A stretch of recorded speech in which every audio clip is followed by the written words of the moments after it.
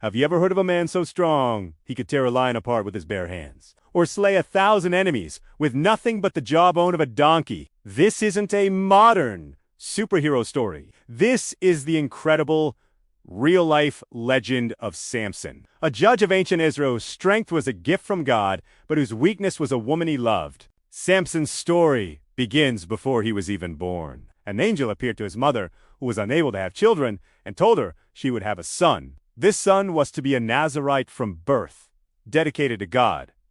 This meant he could never drink wine or strong drink, never touch a dead body, and most importantly, never cut his hair. His long, uncut hair would be the very source of his supernatural strength.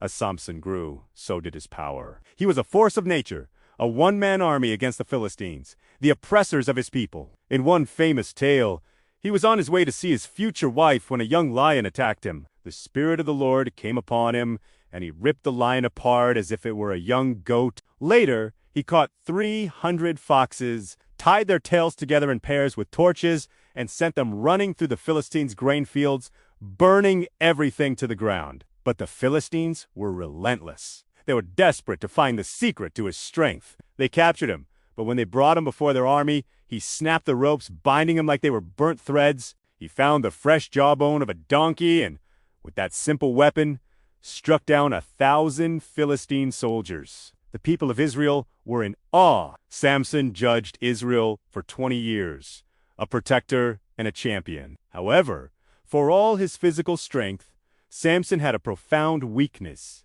his heart. He fell deeply in love with a woman from the valley of Sorek named Delilah.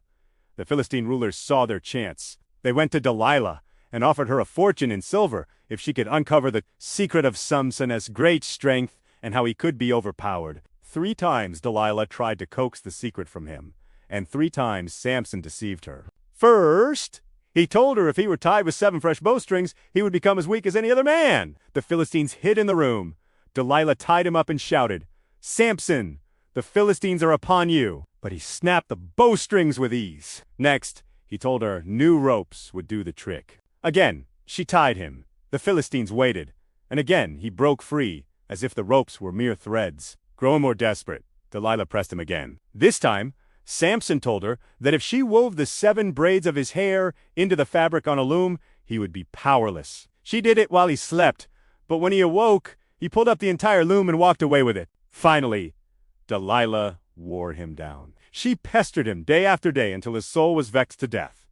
He told her everything. He confessed that he was a Nazirite, dedicated to God from birth, and that if his head was shaved, his strength would leave him. Knowing she finally had the truth, Delilah lulled Samson to sleep on her lap. She called in a man to shave off the 7 braids of his hair. As the last lock fell, his strength vanished. Delilah cried out, "Samson, the Philistines are upon you!" He awoke and thought he could break free as before, but he did not know that the Lord had left him.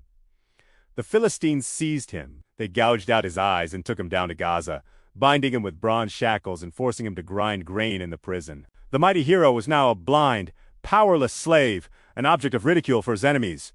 But they made one fatal mistake. In their arrogance, they forgot about his hair. And slowly, day by day, it began to grow back. The Philistines decided to hold a great festival to celebrate their victory and offer sacrifice to their god, Dagon. They brought Samson out of the prison to entertain the massive crowd, which packed the temple, with about 3,000 people on the roof alone. The blind champion was made to stand between the 2 central pillars that supported the entire temple.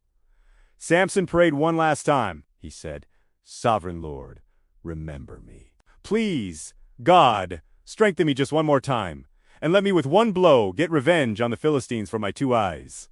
He placed his hands on the 2 central pillars, one on his right and one on his left. Then, with a final, desperate cry, he shouted, "Let me die with the Philistines." He pushed with all his might. The pillars gave way, and the temple came crashing down, killing everyone inside, including Samson himself. In his death, he defeated more of his enemies than he had in his entire life. Samson's story is a powerful reminder. It's a tale of incredible strength and tragic weakness, of divine purpose and human failing. It teaches us that true strength isn't just physical, and that even in our darkest moments, there can be redemption. Thanks for watching, and if you enjoyed this story, Be sure to subscribe for more.